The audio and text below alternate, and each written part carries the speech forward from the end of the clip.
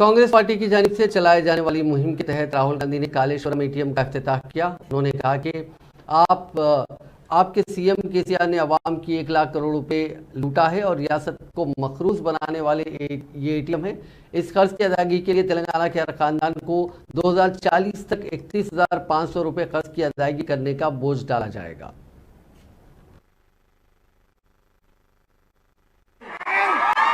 ये देखो कलेश्वरम एटीएम खड़ा हुआ यहाँ पे।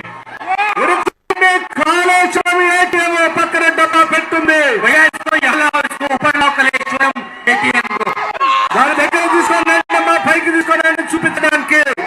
ये देखो यहाँ लाओ इसको, ये ముందు తీసుకొని చూపించు, ముందు తీసుకొని देखो कलेश्वरम का एटीएम आया है।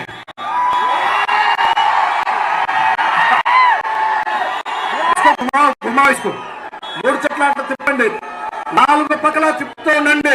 ये देखो ये कलेश्वरम का एटीएम है।